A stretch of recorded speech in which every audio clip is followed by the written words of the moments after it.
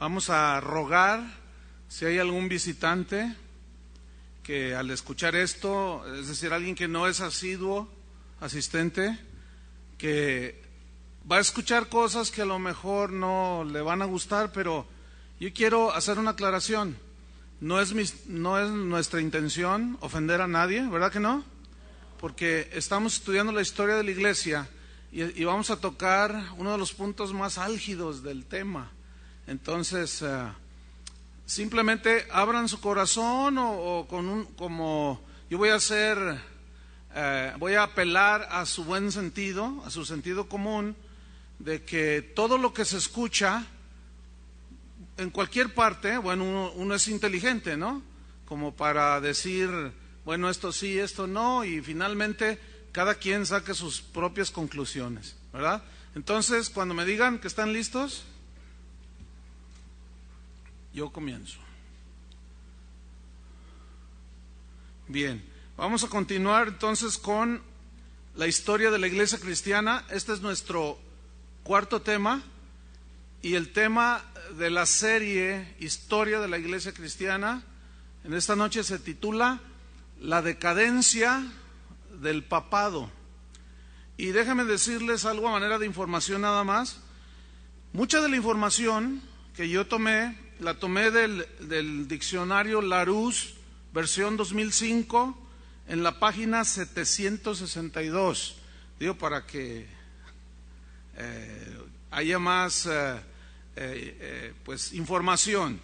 También tomé algunos datos, no todo, porque hay muchas fuentes, pero esto es de lo más conocido para que la gente que escuche esto se dé cuenta que no es un invento, es algo que está ahí en la historia universal y no puede ser escondido, aunque algunos traten de hacerlo. También tomé del diccionario enciclopédico de selecciones del Reader's Digest, de la página 2819, para los que quieran corroborar cosas que van a escuchar en esta noche. Vamos a ver cómo fue que se desarrolló el papado. Según la Iglesia Católica, que es la que sostiene esta doctrina del papado, pues ellos aseguran que Pedro fue el primer papa. Debo decirles que según la Iglesia Católica, desde Pedro hasta nuestros días, ha habido 263 papas, de los cuales, esto lo tomé del diccionario extensivo, de los cuales 78 papas han sido canonizados, es decir, han sido hechos santos. De los cuales, de esos 263, 37 están catalogados como antipapas, es decir, gente que hizo mucho daño a la iglesia. Y de estos 263, 37 eran papas. Según la Iglesia Católica, Pedro fue el primer papa, pero vamos a ver cómo los primeros obispos de Roma, el primero que registra la historia es el obispo Lino. Él estuvo como obispo de Roma del año 67 al 79, después de Cristo, obviamente. Después le sucedió el obispo Cleto del 79 al 91 y le siguió a su vez el obispo Clemente del año 88 al 97. Y esos tres obispos de Roma dejaron escritos y jamás ellos en sus escritos reclamaron o reclaman la supremacía de ellos sobre toda la iglesia universal o la iglesia alrededor del mundo, jamás. Después llegamos al año 100, en ese periodo del año 100 al 154, hubo 6 obispos más, que más o menos estuvieron allí dirigiendo la iglesia de Roma, pero no se llamaban papas todavía. Eso está en la historia, nadie lo puede negar, aunque alguien quiera forzar la historia, no puedes torcerla. Entonces, llegamos al año 156, donde aparece un obispo llamado Aniceto, obispo ahí en Roma, y él trató de influir en Policarpo. ¿Quién era Policarpo? Era uno de los pastores. Él era obispo de la iglesia en Esmirna, que estaba en Asia. Y este Aniceto, obispo en Roma, le mandó una orden a Policarpo, obispo en Esmirna, que cambiara la fecha que los cristianos celebraban como Semana Santa. Pero Policarpo se negó, le dijo: pero tú, ¿por qué me dices lo que yo debo de hacer? Tú allá y yo acá, cada quien tiene su área de autoridad. Llegamos al año 168 hasta el 190 y encontramos ahí otros dos obispos en Roma. Uno se llamaba Sotero y otro Eleuterio. Llegamos al año 202 al 218 y ahí aparece otro obispo en Roma llamado Seferino. Entramos al año 190, donde aparece Víctor I.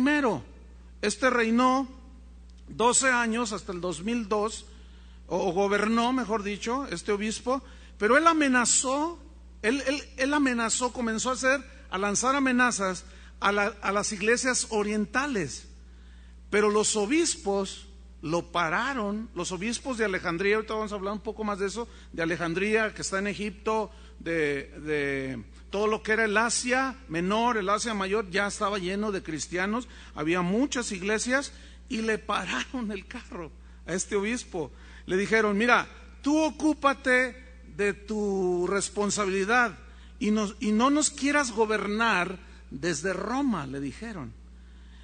Después, en el año 218, aparece otro obispo, Calixto I. Él estuvo hasta el 223 y él fue el primero, dice la historia, en citar Mateo 16:18, reclamando la supremacía sobre toda la iglesia cristiana alrededor del mundo. Pero hay un detalle.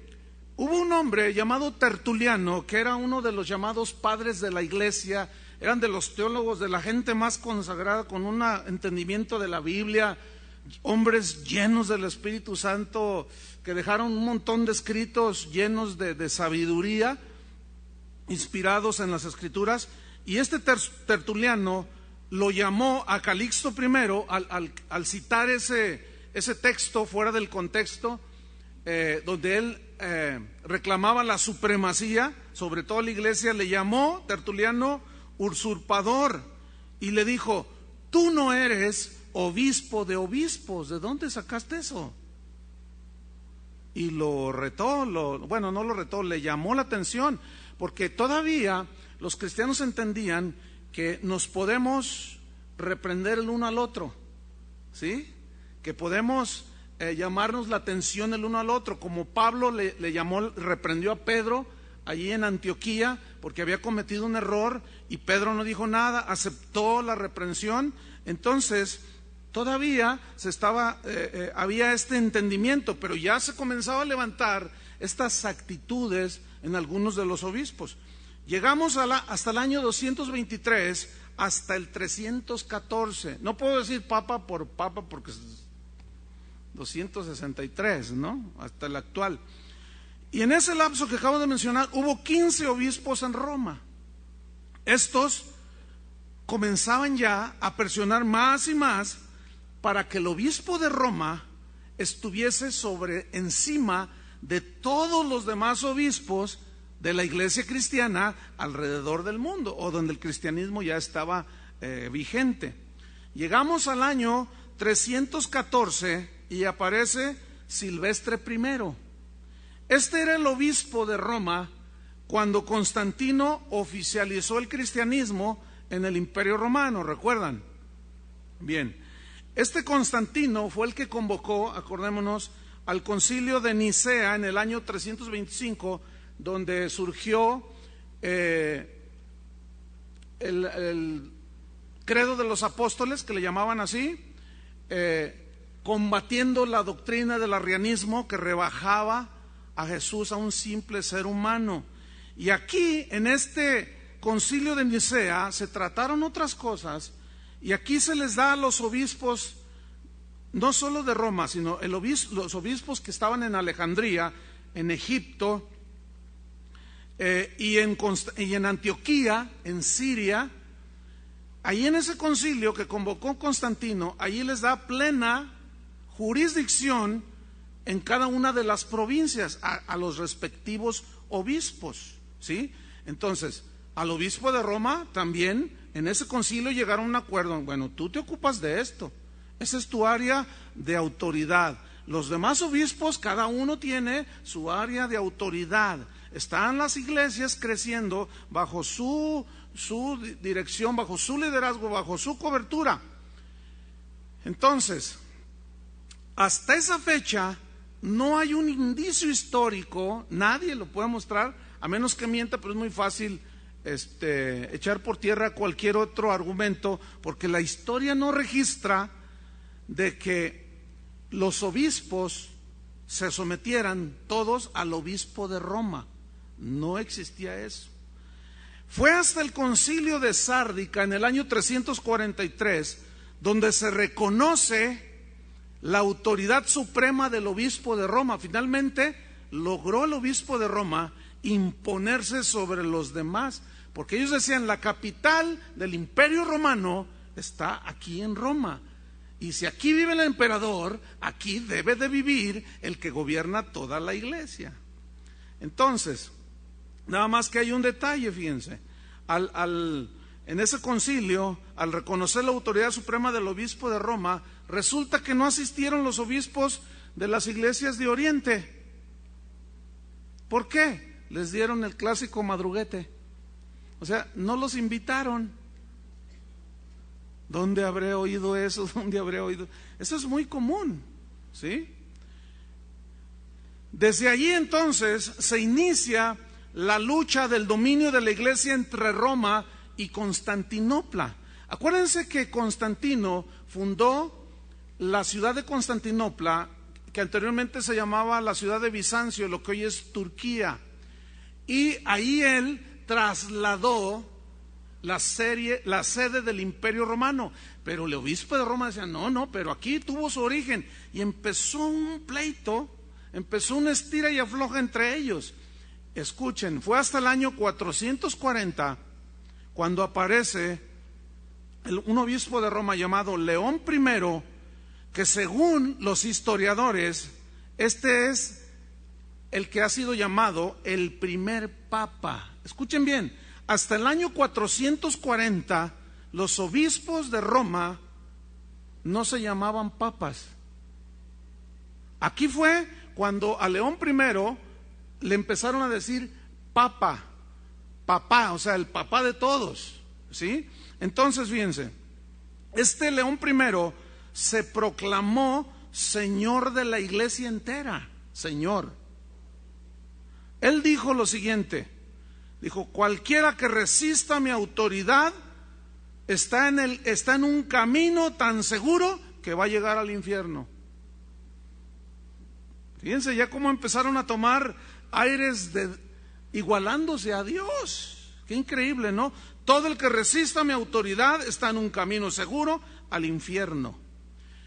Dice la historia que León I fue el primer papa en abogar por la pena de muerte a los herejes, pero obviamente los herejes eran aquellos que se oponían a los errores del papado, ¿sí? Entonces, mientras que Jesús dijo, guardaos de los falsos profetas, suponiendo el caso que hubiera herejes y que Él los sancionara, ok, pero Jesús dijo, guardaos de los falsos profetas, guardaos, pero León I los mataba. Entonces hay una gran diferencia, ¿no?, entre lo que dijo Jesús y lo que comenzó a hacer este hombre. Llegamos al año 476, cuando dice la historia que el imperio romano es vencido por Odoacro, un rey bárbaro, o sea, vence al emperador, vence a todo el dominio de Roma y cae el imperio romano. Y del año 461 al 590 gobernaron 18 papas en la iglesia, que todavía, escúcheme bien, no se llamaba católica, porque dice la Biblia ahí en el libro de los Hechos que los cristianos se les llamaron por primera vez cristianos en Antioquía. Entonces la Biblia, que es nuestra fuente de autoridad, no habla de iglesia católica, iglesia ortodoxa griega, iglesia protestante, iglesia presbiteriana, iglesia metodista, no habla nada de eso. Simple y sencillamente era los cristianos, los que seguían a un tal Cristo, a un tal Jesucristo. Llegamos al año 590 y aparece un papa llamado Gregorio I. Ellos usaban otros nombres que no eran los originales, todos se cambian el nombre, una costumbre en ellos. Aparece Gregorio I, él estuvo 14 años como papa y dice la historia que este ha sido uno de los mejores papas que el catolicismo ha tenido. ¿Por qué? Porque entre otras cosas él limpió la iglesia de muchas cosas que ya estaban afectando sobremanera a la misma. Por ejemplo, una de las cosas que hizo fue que corrió, excomulgó y echó fuera a todos los obispos corruptos que ya se contaban por todos lados. Y dijo, no, la iglesia de Jesucristo es una iglesia santa y debe ser gobernada por hombres santos. Y les dio cuello a un montón de obispos que eran corruptos en todos sentidos. Más adelante prohibió la práctica que se conocía en ese entonces como la simonía. Hay un pasaje en la Biblia cuando Simón le dice a los apóstoles, un Simón diferente a Simón Pedro, cuando vio que les pusieron las manos los discípulos a los apóstoles a los discípulos, vieron que recibían el Espíritu Santo y Simón les dijo, si yo les doy dinero para que cuando yo les ponga las manos a la gente, también reciban este poder. Y Simón Pedro le dice, tu dinero perezca contigo, porque has pensado que el don de Dios, los regalos de Dios, se compran con dinero. Y como se llamaba Simón, de ahí se tomó esa palabra, simonía, que vamos a hablar más adelante bastante sobre esto, y esta consistía entonces en pagar por los favores de Dios. Y entre una de las ramas de esa corrupción que entró el papado es que ellos pagaban, los obispos, los cardenales pagaban por ocupar puestos dentro de la iglesia. O sea, alguno decía, oye, algún sacerdote decía, yo quiero ser cardenal. Entonces el papa le decía, bueno, pues ya, ¿cómo no? Dice, no, pues te cuesta tanto. Entonces pagaban y ya los ponían como obispos. Eso dice la historia, hermano. Entonces, vamos avanzando. Este hombre, Gregorio I, rehusó llamarse obispo universal. Dijo, no, yo ese título no lo tomo. A ese título, Gregorio I lo llamó vicioso y orgulloso. Ese título está corrompido, está vicioso, y es un título orgulloso y yo no lo llevo conmigo. Este Gregorio I abogó en favor de los oprimidos, ayudaba a los pobres, era un hombre muy generoso. Y alguien dijo en ese tiempo, y posteriormente se confirmó, si todos los papas al menos hubieran sido como Gregorio I, otro concepto se tendría del papado, porque en realidad era un hombre piadoso. Llegamos al año 604 hasta el año 682, 78 años. En ese lapso gobernaron la iglesia 15 papas que no fueron muy relevantes, pero que ya se dejaba ver mucha ambición. La corrupción comenzaba a entrar. Llegamos hasta el año 683. Aparece el Papa León II. Déjenme decirles algo que descubrí en el diccionario Larousse, de donde yo tomé. Ahí está en una hoja, en las 600 y pico que les mencioné, está por orden todos los papas. Y cuando tú buscas, por ejemplo, León II, en el mismo diccionario, hacen una breve biografía de cada uno de los papas. Pero me encontré que en el diccionario Larousse está León II. Cuando tú escuches Gregorio VII, es que ha habido otros 6 atrás. Como el papa de ahora, Benedicto XVI, significa que ha habido 16 papas benedictos. Entonces, descubrí que León II hubo más leones, ¿sí? Y está en el diccionario. León primero nació en tal año, gobernó la Iglesia Católica en tal año, y luego no aparece León segundo. Se brinca y está León tercero. Y yo dije, ¿por qué? ¿Por qué?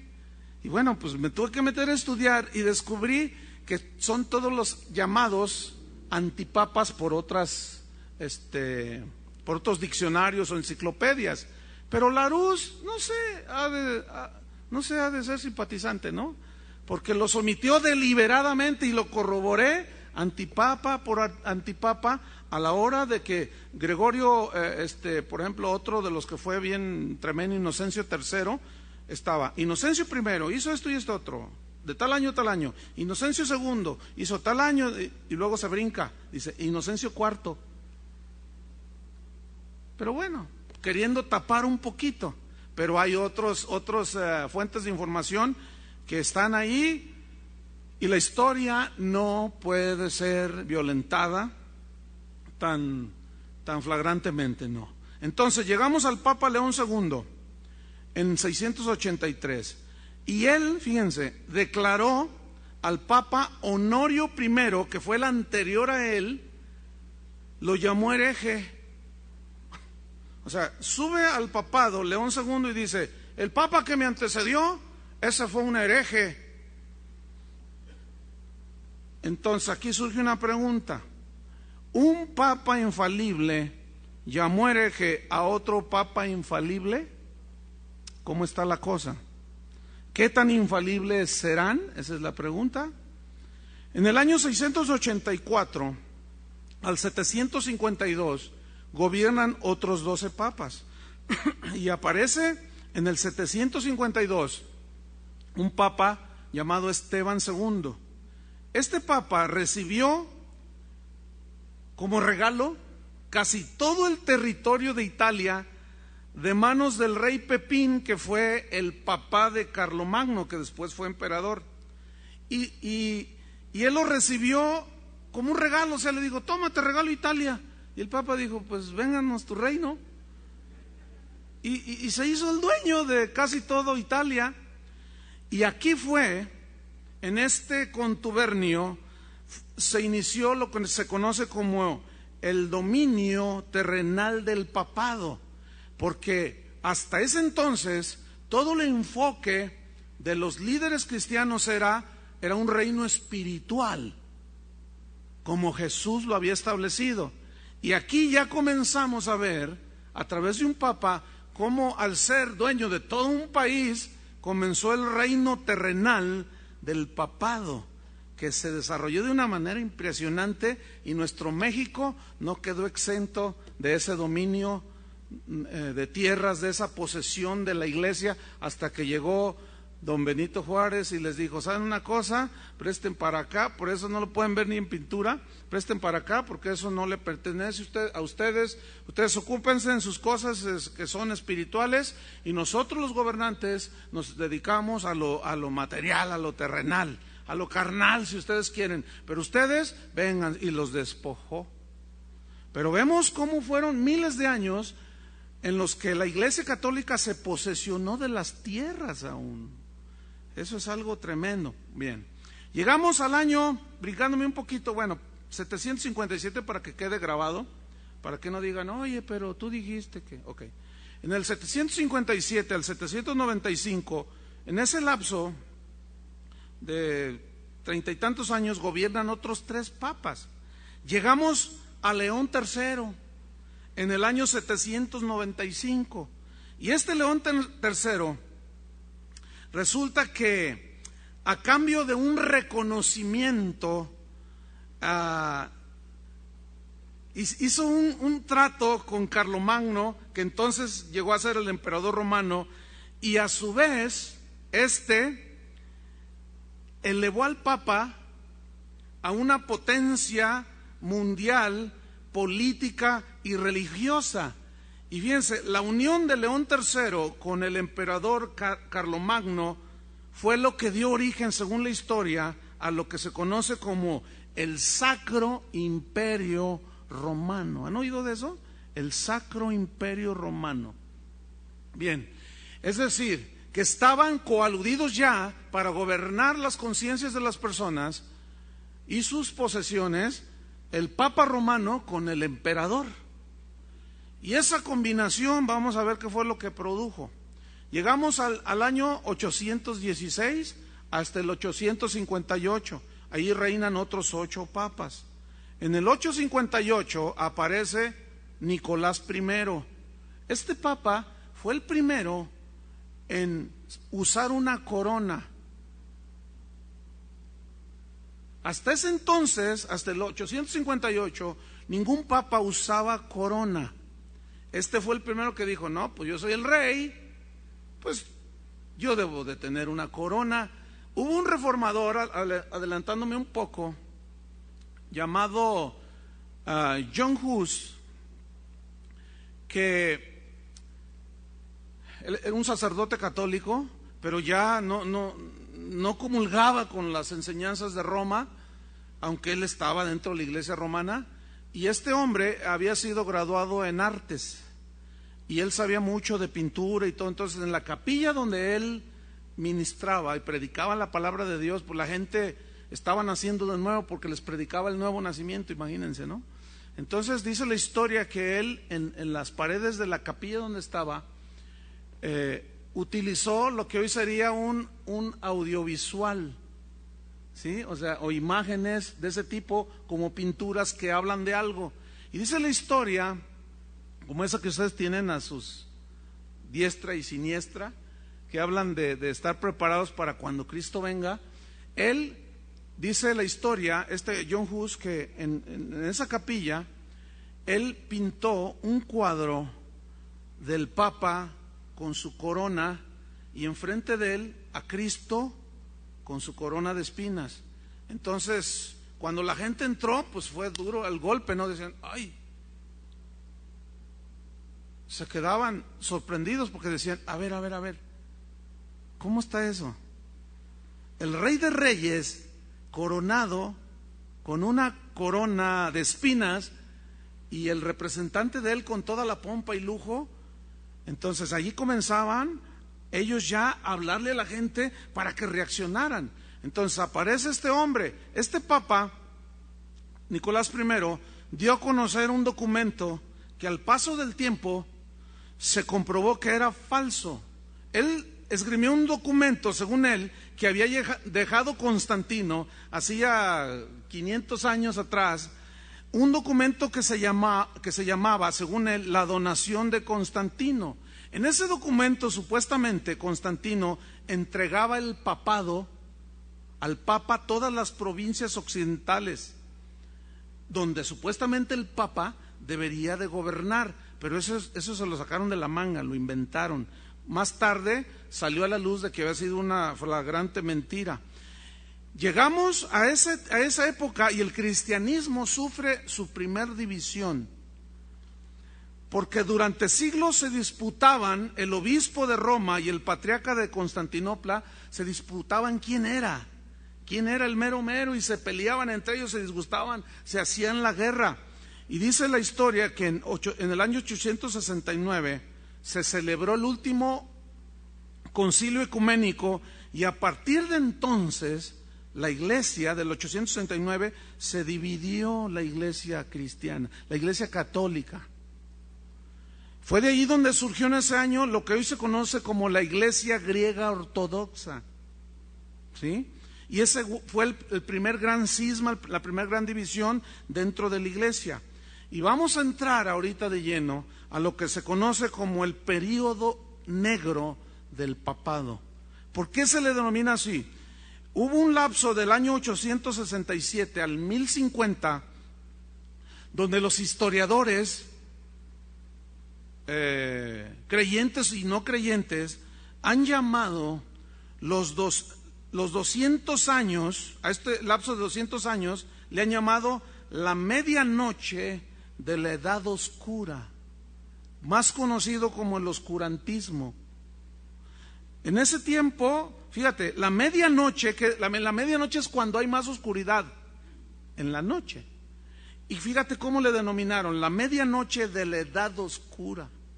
O sea, fue el tiempo más oscuro, porque los sobornos, la inmoralidad, la corrupción, el derramamiento de sangre, hicieron el capítulo más negro dentro de la historia de la iglesia cristiana.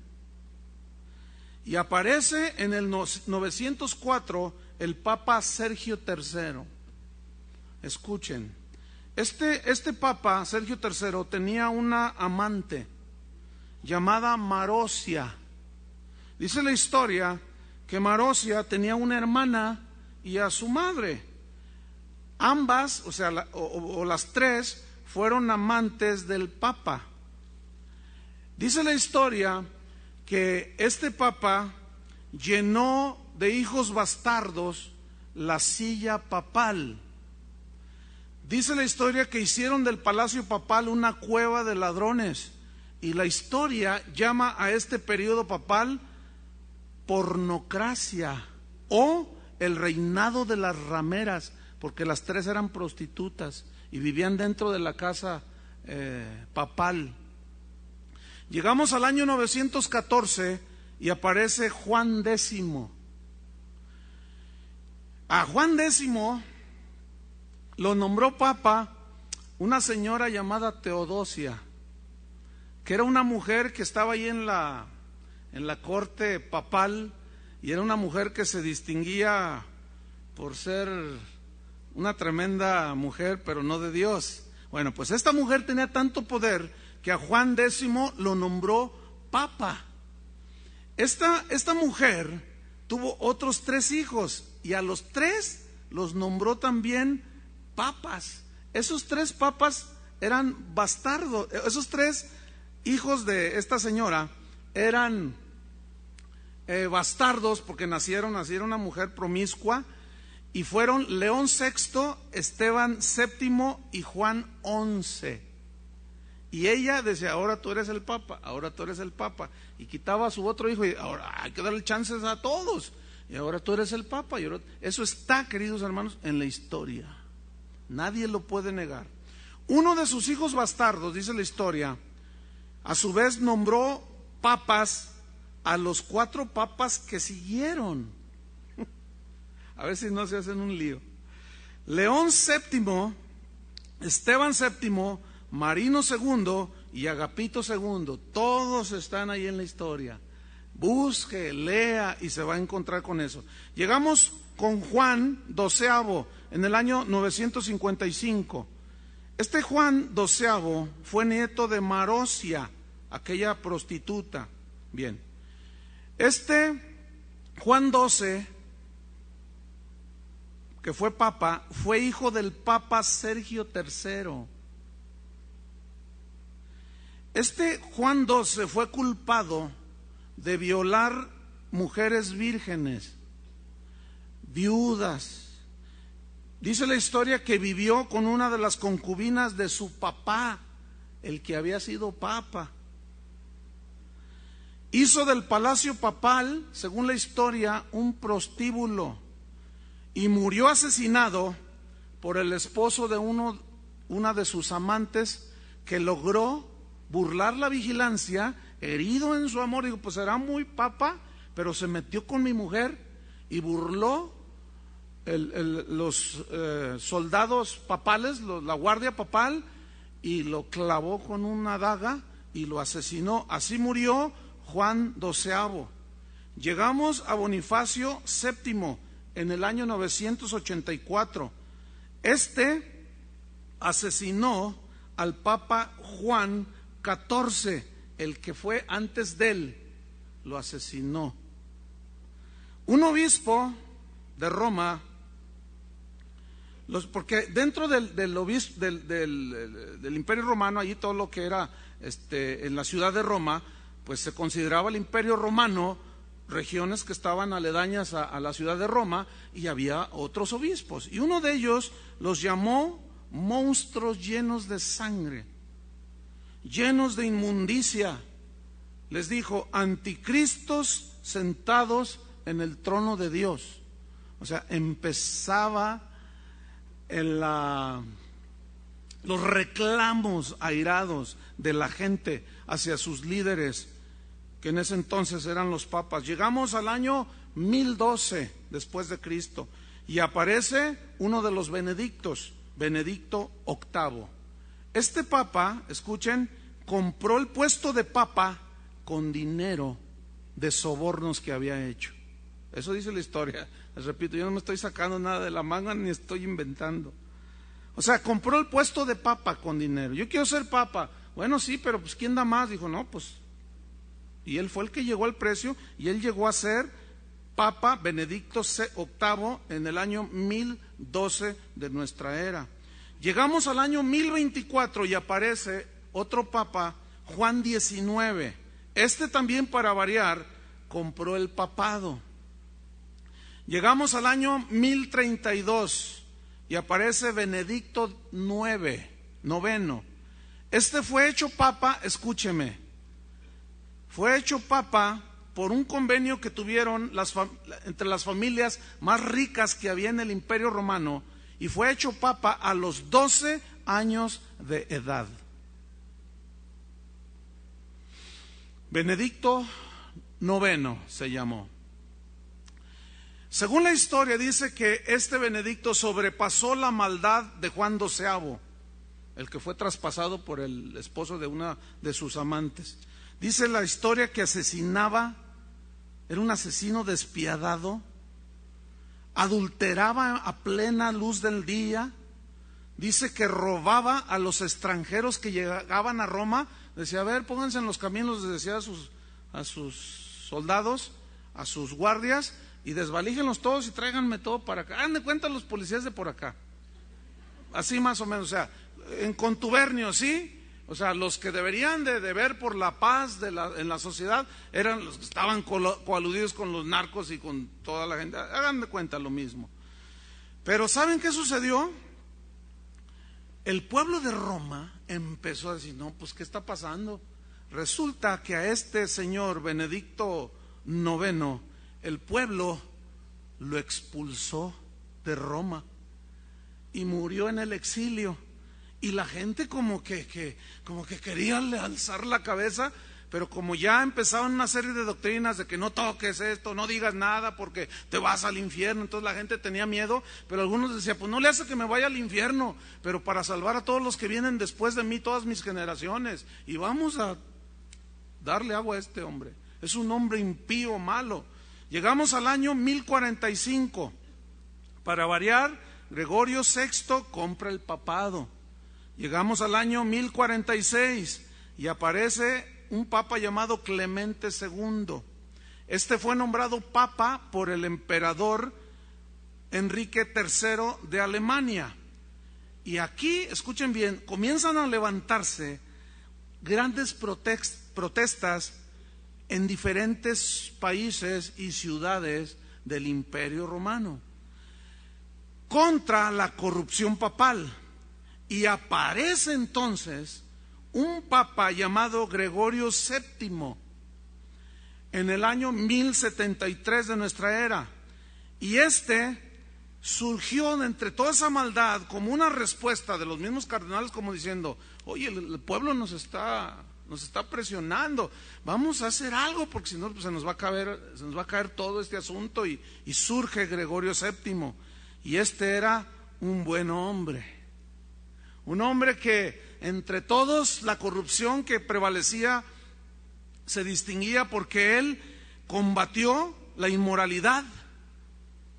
O sea, todo lo que hacían los papas que tenían amantes, concubinas, violaban señoritas y hacían orgías y era una cosa horrible, este hombre dijo no y combatió la inmoralidad, y él insistió en el celibato de los sacerdotes, ya que entonces empezaron a llamar.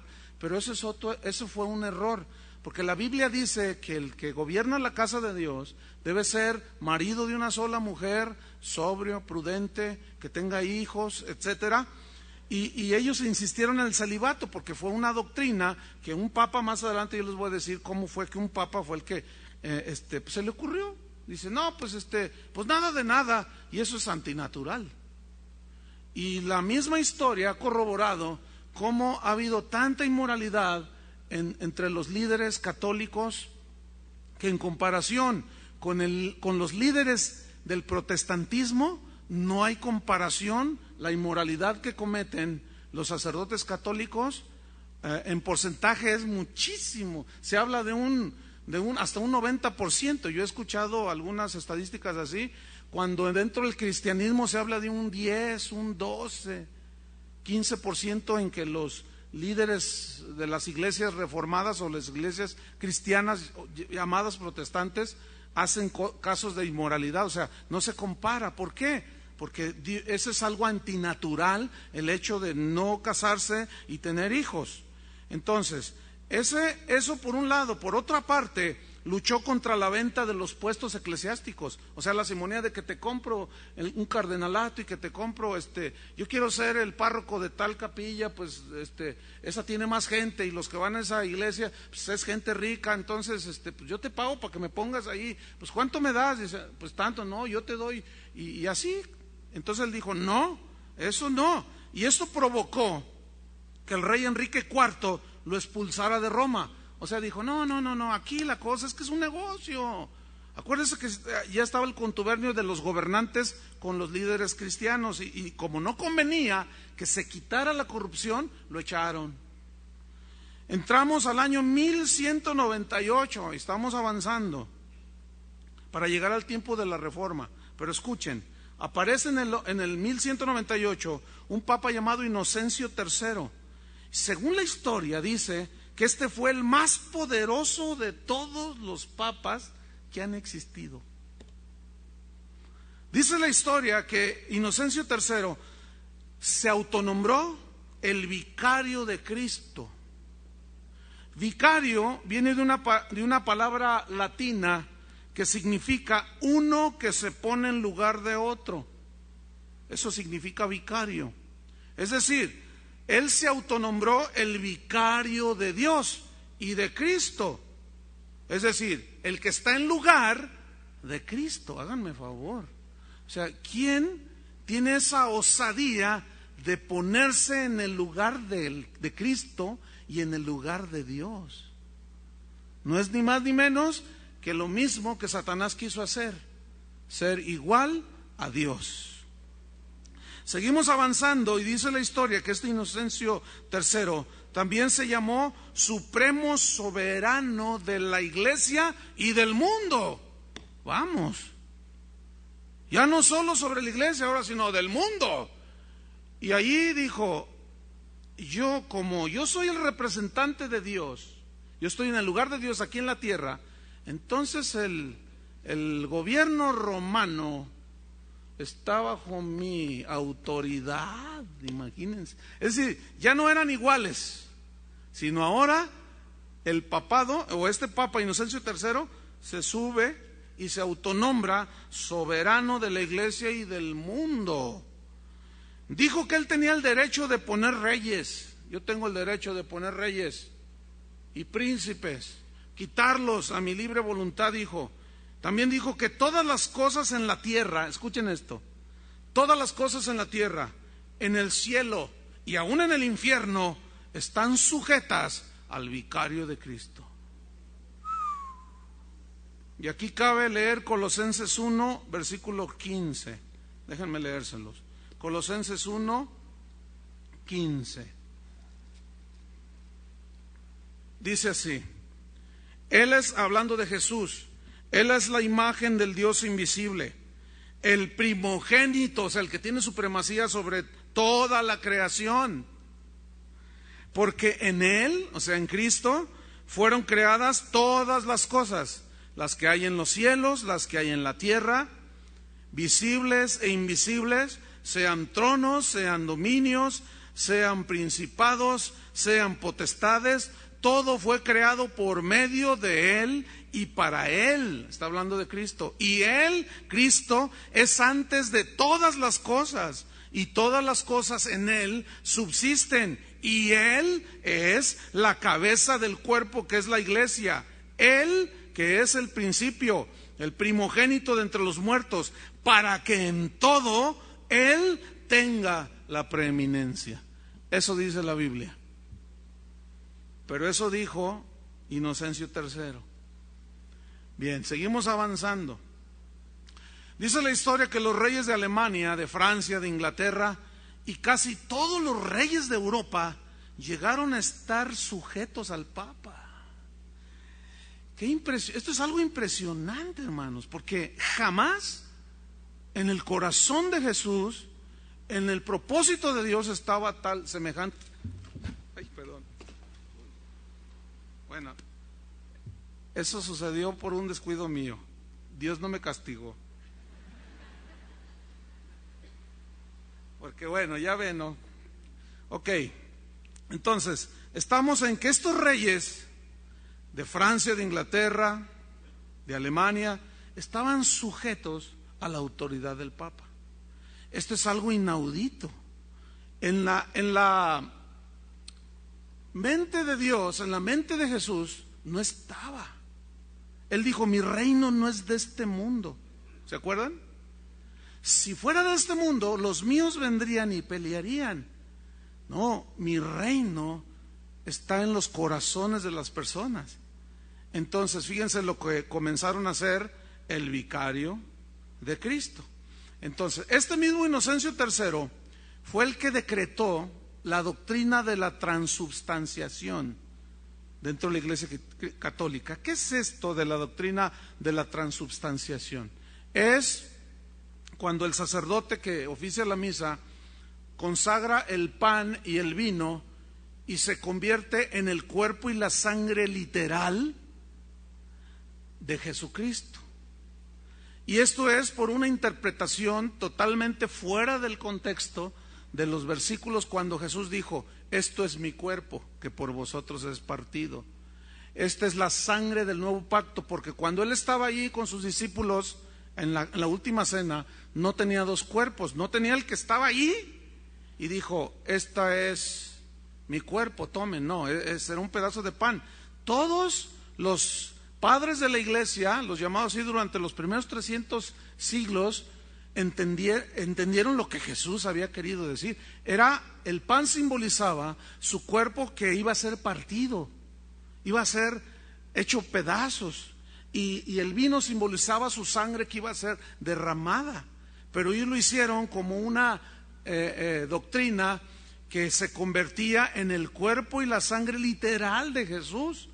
Y comenzaron algunos sacerdotes católicos a decir, bueno, si ese milagro sucede, yo quiero que se lo enseñen a toda la gente después de que el sacerdote consagra el pan y el vino. Yo quiero que se lo enseñen a la gente a ver si no sigue siendo vino y no sigue siendo pan. Obviamente Roma no aceptaba esa confrontación.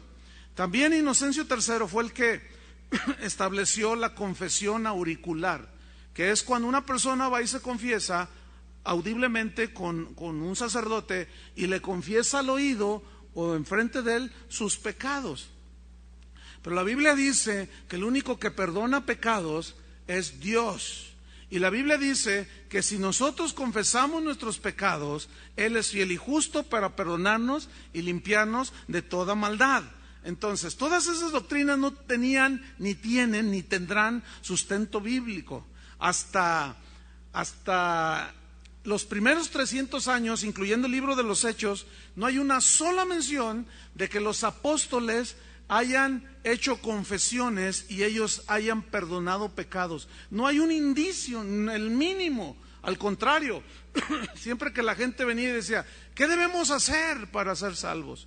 En el caso de Pedro en Hechos 3 les respondió, crean en el Señor Jesucristo, crean en Él, porque ellos sabían que no había otro nombre bajo el cielo dado a los hombres en el cual podían ser salvos, y que solo la sangre de Jesucristo, el confesar a Él, a Dios, al que había muerto, a Jesús en la cruz, era como recibían los perdones de los pecados. Pero ellos, Inocencio III dijo, no, ahora todos tienen que pasar por un sacerdote. Pero esto tenía, escúchenme bien, una intención malévola, tener a la gente aquí, miren, la manipulación. Este Inocencio III fue el que estableció también la infalibilidad del Papa. Es decir, que el Papa no se equivoca cuando él habla ex cátedra, es decir, cuando él dice, esto dice Dios, no se equivoca, dice. Y más adelante vamos a ver cómo entre ellos mismos se excomulgaban. Hubo un tiempo que hubo 4 papas a la vez. Y uno se excomulgaba y le decía, no, pues botellita de Jerez, y andaban ahí y se excomulgaban. Era un despapalle, era un relajo, era algo tan vergonzoso dentro de la historia. Pero este Inocencio, ese sí no se midió, de inocente no tenía nada. Este hombre, Inocencio III, prohibió la lectura de la Biblia. Él fue el que inició y dijo, prohibido que la gente lea la Biblia. Y él mismo fue el que estableció el dogma de la infalibilidad papal. Llega Juan 23, el más contemporáneo de los Juanes. Él estuvo en el 1958 al 62. Y Juan 23 dice, todo católico debe leer la Biblia. Oh, pues, pónganse de acuerdo, ¿no? Infalibilidad prohíbe la lectura de la Biblia, llega otro y dice, hay que leerla. En fin, este Inocencio III fue el que instituyó la Inquisición, o lo que se conoció como el Santo Oficio, que ahorita vamos a hablar un poquito de ello, si tenemos unos minutos. Y aparte él ordenó la matanza de los albigenses, que fueron gente que leía la Biblia y que ya estaban descubriendo las verdades de los pergaminos que en ese entonces había, no estaba la Biblia como las tenemos actualmente. Eran escritos, pergaminos, ¿sí? Que ellos los leían, y ellos ya habían descubierto muchas verdades de Dios leyéndolas, y este Inocencio III ordenó la matanza de todos ellos. El Santo Oficio fue el brazo asesino de la Iglesia Católica, del Papa en este caso. Era una corte eclesiástica para descubrir y castigar a los herejes. Obviamente los herejes eran los que se oponían a los abusos del Papa. Cualquier sospechoso podía ser torturado y asesinado sin previo juicio. No, decían, ese es, y agárrenlo, y lo quemaban, lo torturaban. Dicen que les metían fierros delgados entre las uñas, y no, hacían muchas cosas terribles. Pero resulta que si esta víctima era un hombre rico, los bienes de esta víctima se los repartían entre los clérigos y el Estado. Qué listos eran estos muchachitos. Fíjense que fue bajo su reinado de este Inocencio III que se dio lo que se conoce como la tristemente célebre noche de San Bartolomé. ¿Qué sucedió en esa noche? No solo en esa noche, sino en ese lapso. En esa noche murieron más de 30,000 personas, cristianos ellos, que leían las Escrituras. Pero durante esa época murieron casi 1,000,000 de personas, hermano, que fueron asesinadas, torturadas, decapitadas por orden de Inocencio III. Déjeme decirle algo tremendo. Cuando usted vaya al Vaticano, a Roma, es muy posible que yo haga un viaje a Israel este año, y de ahí nos vamos a pasar a Roma. Y es algo muy interesante porque la historia ahí está. Pero si alguno va al Vaticano, yo nunca he estado ahí, pero si Dios quiere, en este año estaré allí. Y bueno, pues se vale sacar fotos, y ahí en el Vaticano, en una de sus vitrinas, hay una moneda que acuñó el Papa Inocencio III en honor de la matanza de casi 1,000,000 de personas. Dice la historia que fue un triunfo de la Iglesia sobre los herejes. Fue una atrocidad impresionante. Dicen que hubo fiesta, orgías, borrachera, celebrando la victoria de Cristo. Vergüenza me da a mí porque yo soy cristiano. Y algunos estarán diciendo, ay, no, pues sí, los papas y todo. Espérenme, también en el cristianismo protestante hay corrupción, pero de eso vamos a hablar después. Porque algunos dicen, ay, sí, no, qué malos. No, también aquí adentro. Y también vamos a denunciar esas cosas porque están en la historia contemporánea y no las podemos esconder. Así como a los católicos no les gusta que ahora sí que saquen los trapitos al sol, a los cristianos no nos gusta. Pero nadie puede contra la historia y contra las evidencias comprobadas de mucha gente corrupta dentro del ministerio cristiano, hermanos. Y yo, debo confesarles algo. Cuando yo estaba estudiando esto para dar esta clase a los estudiantes en la escuela bíblica, hubo tiempos en que lloraba, de veras. Cuando leía todo, yo había estudiado esto, pero en algún momento cobra más sentido, ¿sí? Y luego viendo la condición de la iglesia actual, tú dices, bien difícil, hermano, porque tú dices, ¿qué han hecho, Señor? ¿Cómo han pisoteado tu palabra? ¿Cómo hemos pisoteado la sangre de Cristo en el nombre tuyo? Esto es algo vergonzoso, hermanos. En el nombre de Cristo, por mandato del vicario de Cristo, murió en ese tiempo casi 1 millón de personas. En Juan 16, versículo 1 al 4, Jesús dijo, os matarán y pensarán aún que lo hacen en mi nombre. Fíjense nomás. Juan 16, versículo 1 al 4. Los papas, dice la historia, usaron la Santa Inquisición durante 500 años, hermano. Wow. Para mantener su poder. Hasta la fecha, escúchenme bien, hasta la fecha ningún papa ha sido lo suficientemente valiente para dar una explicación acerca de estos puntos negros en la historia.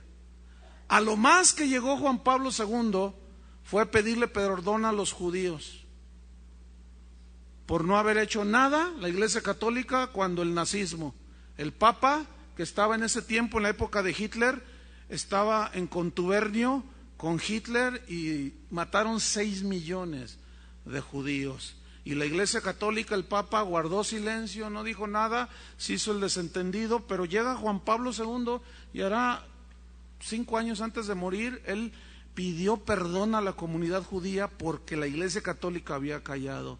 Y pidió perdón por otras cosas. Por ejemplo, John Hus, que fue un sacerdote el que le mencioné antes, ese lo quemaron vivo.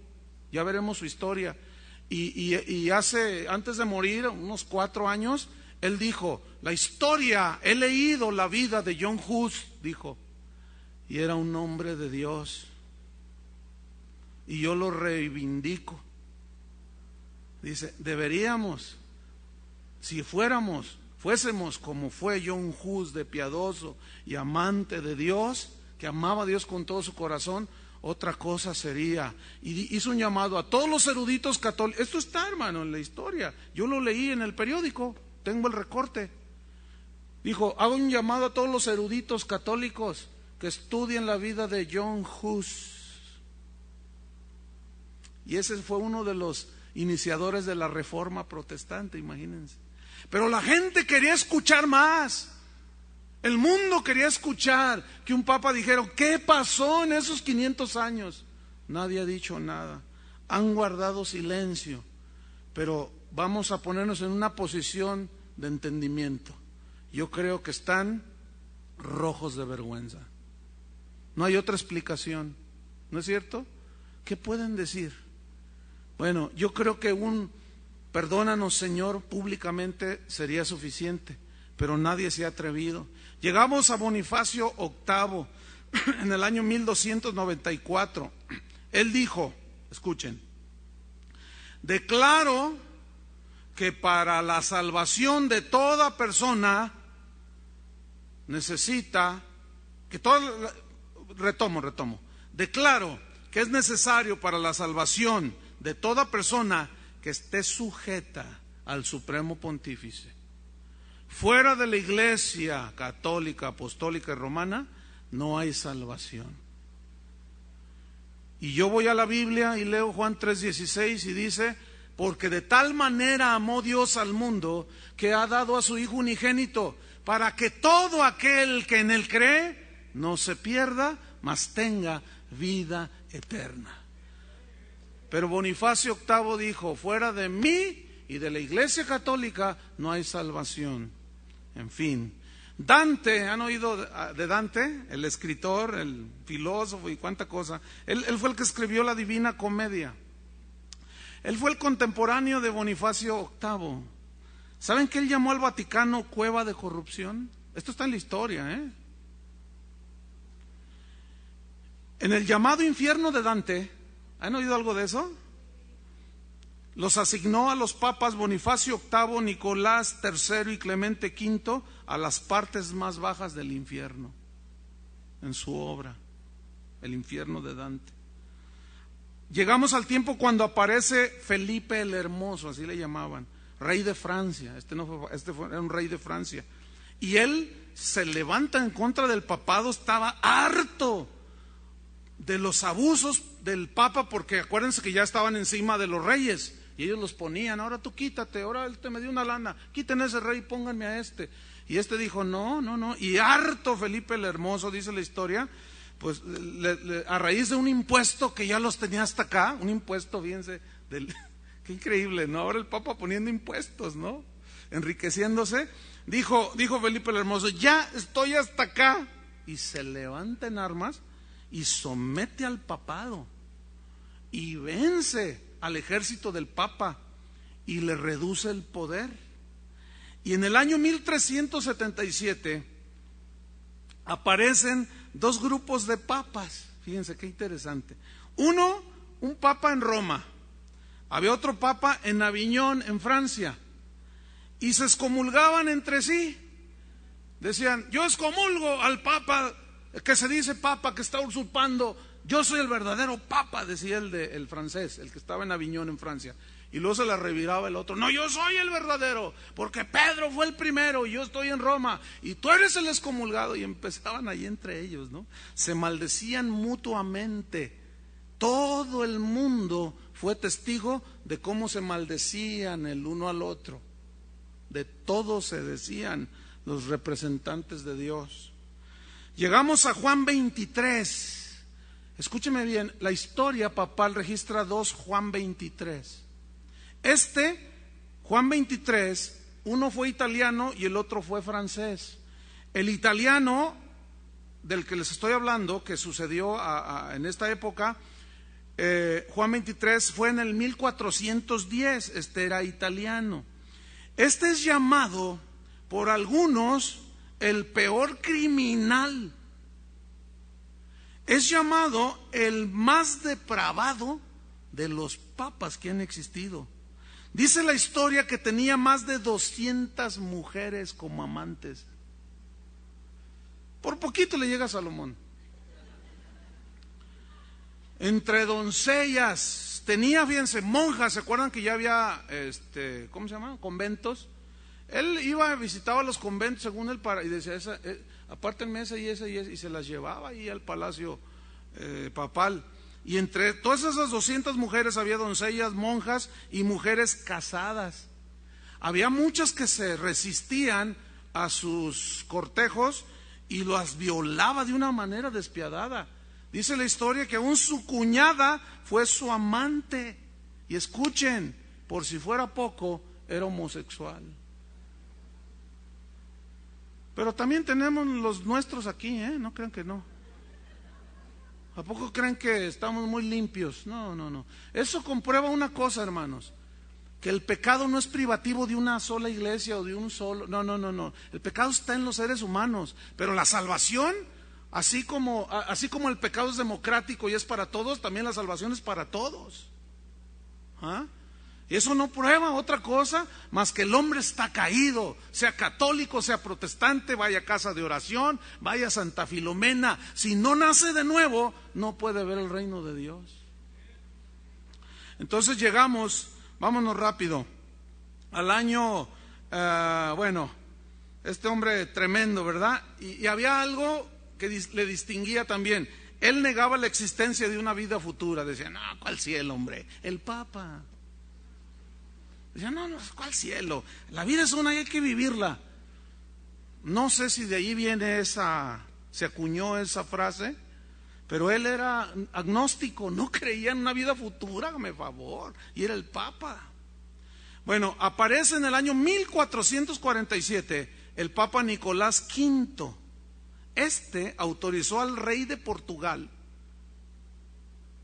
que hiciera guerra contra los negros en África y que los hiciera esclavos. Le digo, vete y tráete los negros de allá de África, y que al cabo esos, mira, los negros no tienen alma, esos son malditos por Dios, esos no, mira, y le dice, órale, agarra las armas, y el otro ahí va, en el nombre de Dios, fíjate nomás. ¿Cómo llegaron los españoles aquí? Igual, con la espada, y órale, en el nombre de Dios, y a matar indios, patarrajada. En 1458 aparece Pío II. Dice la historia que tuvo decenas de hijos bastardos. Se jactaba contando sus métodos de seducción en la corte papal. Cuando él oficiaba decía, ay hermanos, no. Tú dices, no puede ser. Bueno, eso nos asusta, ¿verdad? Pero no te asusta que cristianos que se dicen, que cantantes que se dicen cristianos estén ahí levantando la mano y tocando el pianito y sean homosexuales. ¿No te asusta eso? Respiren hondo. Bueno, el respiro se los van a ahorrar para la próxima clase, porque van a ver, está tremendo esto. Dice la historia que este Pío XII, que de Pío no tenía nada, dice que estimulaba a los jóvenes al desenfreno y aún les decía cómo hacerlo. Era depravado el tipo. Llega en 1464 el Papa Paulo II. ¿Se acuerdan que hubo uno hasta el sexto? Paulo VI. Este fue el Paulo II. Dice la historia que este llenó de concubinas el Vaticano, hermanos. Qué impresionante. Sixto IV, en el año 1471, decretó que pagando dinero se podían sacar las almas del purgatorio. Habían previamente inventado el purgatorio. Uno de los reformadores dijo, el purgatorio es un invento recaudatorio. ¿Sí?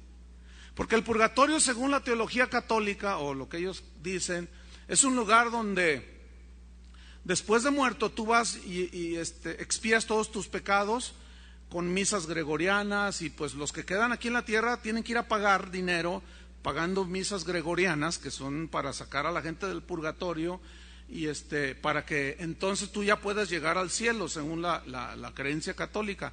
Pero esto agrede, escúchenme bien, esto del purgatorio agrede a la obra expiatoria de Cristo. Si existiera el purgatorio, el sacrificio de Cristo en la cruz fue incompleto. No sirvió, no fue completo. Y cuando Jesús dijo en la cruz, consumado es, en ese momento se consumó eterna salvación y redención para todos aquellos que se acercan en arrepentimiento, nacen de nuevo, se convierten a Dios, Dios les da una nueva naturaleza y en ese momento son engendrados hijos de Dios. Es imposible que la gente al pagar haga que salgan otros del purgatorio. Eso es un invento recaudatorio que hasta la fecha lo siguen explotando. Y es una de las ofensas más horribles que hay dentro del cristianismo, en este caso el cristianismo católico, de esas mezclas que agreden el sacrificio de Cristo en la cruz. Pues dice la historia entonces que este Sixto IV se enriqueció tanto, tenía tanto dinero, que comenzó a enriquecer a la familia y también es que imagínense todo lo que ganaban. Imagínense las arcas del Vaticano cómo se llenaban. ¿Saben cómo empezó el asunto con Martín Lutero, un monje católico? Dice que él iba caminando y se encontró a un borracho. Y el borracho estaba risa y risa y gritaba de gozo, pero borracho, estaba tirado. Entonces Martín Lutero, ya un sacerdote católico, se le acerca y le dice, ¿y tú por qué estás tan contento? ¿Qué es lo que te sucedió que estás tan contento? Y dice, pues mire, y saca una hoja y dice, pues qué, que acabo de comprar una bula, papá, unas indulgencias firmadas por el Papa. Tengo garantizado el cielo. Y algo pasó en el corazón de Martín Lutero y dijo, no, ¿cómo? En ese entonces él ni la Biblia leía, ni las Escrituras leía. Dijo, no, ¿cómo? Y dice que se puso tan desconcertado que fue y se metió a llorar ahí en su cubículo que tenía en el convento. Pero ¿cómo, Señor? ¿Cómo es posible que una persona se arrastre en lo más bajo del vicio porque asegura tener un papel firmado por el Papa? Y ahí empezó su búsqueda de Dios, y bueno, eso ya llegará su momento de verlo. Estoy por terminar. Estoy en Sixto IV, donde se enriquece y, entre otras cosas, hizo cardenales a 8 sobrinos suyos. Pero resulta que esos sobrinos suyos eran todos niños. Y le dijo, tú serás cardenal, tú eres cardenal. Esos eran, hermanos, los papas hasta el año 1471. Aquí vamos a continuar más adelante, el próximo jueves, un poco más hablando sobre esto. No queda mucho, porque luego vamos a entrar de lleno a la reforma, que es a donde yo quiero llegar.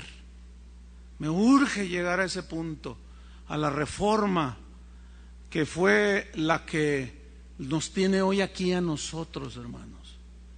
Vamos a orar. Padre, te damos gracias, Señor, porque en tu gracia nos has salvado, en tu misericordia, aunque nos sentimos, Señor, avergonzados. Nos sentimos tan agredidos. Si nosotros como simples humanos nos sentimos así tan avergonzados por lo que los hombres perversos han hecho con tu iglesia, Señor, ¿cuánto más tú?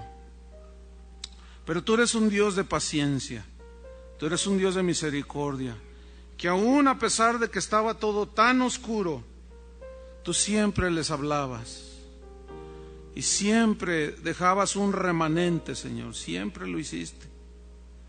Hoy aquí estamos después de 2000 años, Señor. Ha mejorado muchísimo, pero algo está pasando en nuestra iglesia de hoy. El catolicismo, por una parte, sigue hundido, aunque ha habido hombres buenos, como el último Juan 23. Pero ya dentro de la iglesia reformada, que es la que son nuestras raíces, Señor, hemos caído en cosas que los reformadores condenaron. Si hoy vinieran y vieran el estado de la iglesia, levantaban otra reforma, porque es una vergüenza lo que se ha hecho con la iglesia. Pero nosotros nos agarramos de la promesa de Cristo, que dijo que las puertas del infierno, las puertas de la muerte, no prevalecerían contra la iglesia. Y nos agarramos de la promesa de Cristo, que dijo que Él vendría por una iglesia limpia y sin mancha. Y damos gracias a Dios y oramos por todos los líderes en todo el mundo, dentro del catolicismo, dentro del luteranismo, del metodismo, del pentecostalismo, de las iglesias independientes, todos los líderes cristianos, Señor.